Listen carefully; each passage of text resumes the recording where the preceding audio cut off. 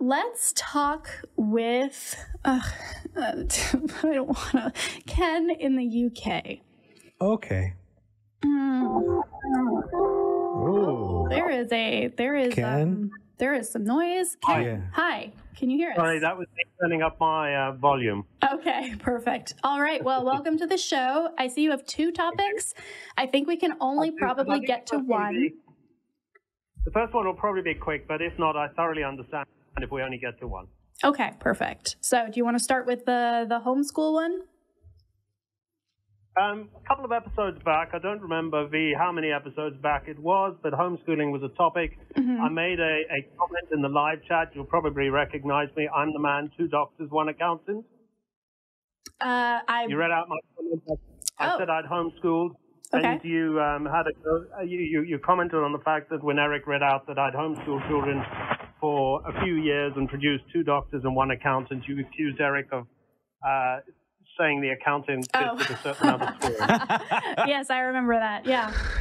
Thank you. Okay. I just wanted to clarify a couple of things. It's true, I homeschooled children for 5 years. I did say 6 in the comments. I was wrong. And the 3 of them have gone on to be particularly successful. But you took my comment to be an endorsement of homeschooling. It absolutely is not. Oh. Okay. We homeschooled our children, my wife and I, because the school that my eldest daughter was allocated to was so awful we couldn't bear sending her there. Yeah. We had every intention of putting them in a school as soon as we could. And when they got to college age, they went back and completed their schooling. Yeah. I haven't been an advocate of homeschooling. And in fact, if anything, the homeschooling experience made me less of an advocate of homeschooling. That's fair. I've heard many people have a similar take with the quarantine and needing to homeschool their kids for the first time. A lot of people are like, oh, this actually is really hard and terrible, and I hate it. So thanks for clarifying, for sure. It's not that it was hard, quite honestly. Fortunately for our children, both of us are educated people. We are both also trained educators. But what we found is that the majority of the homeschool community did not have the skills to do justice to their children. Yeah, I agree. And that sounds like a harsh thing to say, but it is the blunt truth. Yeah. 100%. I think that Anyway, for individual people, it could work really well, especially if it's the lesser of 2 evils, I suppose, in terms of where you're going to put your kids. But yeah, in general, I fully agree with you. The homeschool community, I'm not sure how similar it is in the UK, but in the US is not well regulated. No one has resources. No one has any kind of guidelines. So yeah, I agree with you. It's very similar in the UK in that respect. There's very little difference. My daughter was out of school for a year before the authorities approached us to find out what we were doing. Yeah, yeah. Ooh. Okay, so we've cleared up that, and I'm glad we're on the same page there. I'm curious about this second one, though. This is why I wanted to, trepidatiously take your call. Can you give a little bit of a summary for us? Well, I'll take a step back. I'm very much a trans ally. Okay. So love it when conversations start like that. It's very much a pro-trans thing. Okay. And here's a distinction I like to make when I'm talking to people about the experience of being trans. I don't think we do them a service, the trans community, and in fact any community which has other than the traditional genders, by simply saying that it is a social construct. Okay. I think we are overlooking the fact that while we're still very much at the beginning of the journey as to what it means to be trans, other than from people's experience, I mean the biological journey of being able to explain how you got there, we need to acknowledge that there is enough evidence already to say that there is a biological basis, which to what extent it plays a part, it does play a part to some extent. And so when we are simply saying that it is a social construct, I think what we mean is the way we express gender is a social construct. There was a time that people who identified as men wore high heels and makeup and loved the color. Now, socially, we have changed that. But their underlying gender, we know, for instance, that people who are trans have brains, admittedly the distinctions are small, which are very similar to the gender that they identify with, as opposed to the gender that traditionally was allocated to their biological sex. I've read that study, yeah. And I agree with you to an extent. Again, I think that we're pretty much on the same page here. I don't know of... I know that there's this instinct to say, well, gender is a social construct. And when we say gender, what we're talking about is the social element of it. And then there's the sex part of it, right? And there is a sexual component as well. There is a biological component for sure. At least I think so. And I've done, a little bit of research. I don't know, maybe we're saying the same thing, but yeah. The sex component, biological sex component is separate to the biological gender component. Okay, so I think that is where we might hit that hiccup, because I think ultimately we're saying very similar things, which is it's not just what this culture has decided men wear and women wear, right? It's more than that. There is that component, but there are additional, possibly biological, physiological factors involved. But specifically, when I talk about gender, at least personally, gender to me means the social and the personal identity component of it. And then the sex part is the part that talks to the biological differences that may or may not exist in trans people's brains and all of that. So I think that we are saying the same thing. We're just muddying the words a little bit. I think we're agreeing. Yeah. And all I think I want to say is that I would want to express it differently, because hearing it the way you've said it could lead to those people who are transphobic attacking it in a way which isn't valid. Coming back with saying, well, if it's a social construct, we can change it, or, let me put it in air quotes, fix it. And not being willing to acknowledge that while your gender expression is certainly defined by your society and the things in your society, denying the fact that behind it sits something over which you have no control, i.e. a biological component, I think leaves trans people vulnerable to the kind of criticisms that we're seeing from all sorts of sections. Yeah, and I think that that's the risk we run regardless. Whoa, I'm getting a little bit of feedback, so maybe just turn down the volume a little bit. Yeah, I think that's the risk we run regardless if we are talking to somebody who is a layperson as a layperson, right? I am a trans person. Yeah. I don't know more about biology than any other Joe Schmo on the street, right? So I can only talk to a certain extent about my own biology or the biology of other people. And if I'm talking about that to somebody else who has just a relative understanding of biology, there is always going to be that room for misinterpretation, for spreading of false information, whether intentionally or unintentionally. So yeah, when we're having these conversations, we absolutely need to be sure that we are not overrepresenting our own credentials or assuming the other person has, the ability to do research and come to the correct conclusions. But I do think that it is worth bringing up that sex and gender are different, and that saying that one of them is social, or that we're talking specifically about the social element right now, does not negate the fact that there are other components, biological, physiological, psychological, that do play a part as well. So certainly nuance is the best messenger here, and we want to avoid simplicity whenever possible. I actually have a oversimplicity, not simplicity. Speaking of that simplicity, I worry, Ken, that so I think that when we get to the point where we can track things about our personalities, we'll be able to find that there's a biological basis in those things. But until we get to that point, I worry that leaning on that piece is going to lead to gatekeeping in a really unhelpful way. And so I tend to shy away, but it sounds like this particular piece is something that you kind of got stuck on and needed some validation on to kind of move forward. Even if we're on the same page with 90% of things, if there's that one thing that kind of gets you stuck, it's hard to keep moving forward. But now that you've kind of got some clarification, are you feeling good, or is there something else that we're not getting? Yeah, I'm just wondering whether we're all saying the same thing, except for our emphasis is different. Yeah. For me, I can see the gatekeeping issue, but the way I deal with it is quite differently. I deal with it as I did with you, i.e. saying the picture is still small and we don't have all the details.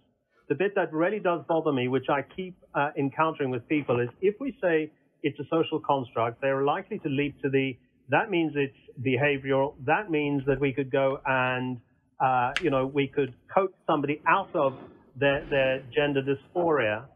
And what I want to do in my discussion is to normalize it so that we just get beyond that and people can get over it and just accept there are different genders. Yeah, it's tricky. It's tricky because I see where you're coming from, and I appreciate the instinct there to be like, if we say it's a social construct, people are going to be like, okay, well, let's change the construct, and then bye trans people. But at the same time, there have been many instances of people taking it as a biological thing and saying, oh, it's a biological thing. We can change it through medication or like the problem here is that what you're doing is you're jumping to like 5 steps beyond in your argument with an imaginary person and trying to predict what they're going to say with the information that you have. And that can be very useful in certain circumstances, but for the purposes of this conversation, especially if you are talking with people who might not understand trans people or the trans experience at all, is to meet them where they're at and see where they are and help them get somewhere else. So yes, gender is a social construct to an extent. And yes, gender and the sexual component and how our brains are formed, we still don't know a whole lot about that, but there is interesting research to suggest that it is not just social. But at that point, it's really all we have, and we have to be honest about where we are in the research and where we are in our understanding. And whether or not somebody is going to be a bad actor and take that and use that against us is something that I personally, there's nothing I can do about that, right? Honestly, you see that on shows like this, these atheist skeptic call-in shows, and it's funny. It's just kind of in a different avenue. Somebody will call in with a argument, and it's the same argument we've been hearing for years and years and years and years and years, and we just want to jump to the conclusion. Okay, let's just because we've done it a million times. But if we do that, then in the comments, people are like, what the hell are they talking about? Because people are constantly finding us. And so we're continuing to have the first part of the conversation over and over and over again, doomed to never get to the next part of the conversation. And we often find that is the place that we are in, especially when we're engaging on social media, that we cannot assume that someone already had the first part of the conversation, and so we just find ourselves repeating that first part of the conversation over and over and over again. And maybe if you're lucky towards the end, you get to some nuance, but often it's a crapshoot. It's tough. Yeah, I think ultimately, if you're interested in having these conversations with people and pushing back, and you are not like an endocrinologist or a biologist or a neuroscientist, which I certainly am not, what I would do is get to the heart of the issue here, right? The issue should not be, I don't know biology, therefore trans is weird, right? For that person, the issue is, what information are you bringing to the table, and how do you know that information is accurate, and how is that information impacting your outlook? So if somebody says, well, I think that it's wrong because in my 5th grade biology class, I learned about penises and vaginas, then you can say, okay, well, it doesn't matter really what the studies say at this point. The problem here is that you are taking information that is outdated and that is oversimplified and using that to build a worldview as an adult that, you might need to reconsider. Let's walk through how you would do that. So a more street epistemology approach, I think, might be helpful here. Or you can just go to school and become a doctor, which is cool too. I guess our context is slightly different. I mean, I have the discussion a lot. I tend to have it with school-going children, so sort of 14, 18, and a few university students, because that's where I earn my living. Mm-hmm. And cards on the table background, I am a scientist and a biologist, and therefore I come at it from that point of view. And I'm not saying that, and I never would say that it is biological. What I would say is there is an element that leads us to believe there's a biological component. Yeah. And certainly when I deal with young folk and talking to them about it, I think it's very helpful for them, because a lot of what they're trying to do is to sift through in their life what is opinion, what is fact, what is logic, and knowing that there is a biological element at least grounds the concept in something that suggests and can get them past the idea that maybe this is opinion. If we can just as a society stop denigrating the soft sciences just like a little bit, like just because I don't intend to do that. Apologies if that seems the way. No, Ken. Huge regard for them. I'm sorry, Eric, if that's how it seems. Ken? All I'm doing is I'm looking for an anchor in the argument, because then we can go on and talk about the soft sciences. Ken, we can talk about all these things, which are hugely important. Entirely understood, but you have to understand that you're on a platform with lots of people who don't appreciate the soft sciences. And so getting the opportunity to stand up and go, hey, hold on a second, sociology and psychology, those are things that are not only incredibly important, but incredibly valid. And the idea that it needs to be based in numbers is something that it can be maddening. I agree with you, Eric. But hearing that there is a biological component, right? So I talk about, myself. I have clinical depression. It sucks. It's not going to get better because I had a good day. My brain does not produce all the happy making chemicals that it's supposed to. But there is that component. There's the depression. We can talk about the depression, everything, and all of those things are valid. And there is also a link there to a reduced ability in my brain to reuptake serotonin. And I think you put it better than I have. That's the argument I would use if talking about trans. Now, the thing is, I think if you don't have the first conversation that validates the fact that trans people exist and deserve to have lives free of bigotry and all of that stuff, and move to the second conversation, cool. But I think that too many people expect everyone's ready for the second conversation, and so they don't have the first, and that's where things can fall through into really bad places. Yeah. Also, I see where both of you are coming from with that, and I can see the comparison, and I've been tempted to make it myself.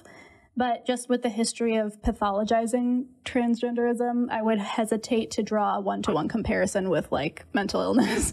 Gosh. You're right. You're right. Hold on. We can talk about race. I can talk about my race. Well, here, I think we need to wrap this up, because this is getting into, I think, probably something that is very interesting to the three of us, but maybe not so much to everyone watching. Fair. Ken, I think that I love that you are a scientist, that you are talking to children about these issues, and that you are doing your best out there. I appreciate you. I think that you're pretty much on the right track. I think the only thing I would say is make sure you're meeting people where you're at, where they're at, and go from there. But thank you so much for calling in. And thank you for watching and being ready to argue with us. It means a lot. No problem. All right. Okay. Thank you. Take care. Bye. That was a lot less stressful than I thought it was going to be. When someone from the UK calls in about gender, I'm just on all kinds of edges. Yeah. Well, I realized I didn't mean to pathologize that. That's fair. That's the thing. I've made the comment that as well, and that has been called out when I did it. And just oh, okay. Well, you can still make that comparison as long as you make it clear it's not one-to-one. That's a really good point. By the way, just as an aside, when he brought up that pink was a boy's color, it's his country's fault.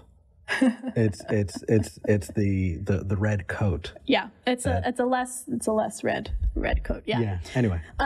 The interesting thing though about gatekeeping specifically. That's an interesting conversation, because I've come across a lot of people who are totally okay with gender nonconforming people as long as they, quote, know what their sex is, right? So there are people who are oh, David Bowie was awesome, gender nonconforming, bisexual, yay. He knew he was a man, and so it's fine. And so he wasn't confused, and so What the hell does that? It's really frustrating, and that is the other side of this, right? Where you're okay, there's a gender component, there's a sex component. we need to be able to talk about them together, because focusing on either one by itself is going to get us into a position where there's gatekeeping involved. Either, oh, you can have the social component as long as you're, not quote unquote confused about the sex component, which is just the most infuriating thing. Or the other way around, oh, you're not a real trans person because you're just gender nonconforming and you haven't done X, Y, and Z to biologically reaffirm your gender. And that can become its own thing. It's called true scum, and it's not good. So in general, just be nice to people. Don't advocate to take anybody's rights away from them, and we're fine. Like, we're good. You don't even need to remember my pronouns 100% of the time, but if you're doing those other things, we're fine. We have no quarrel with you.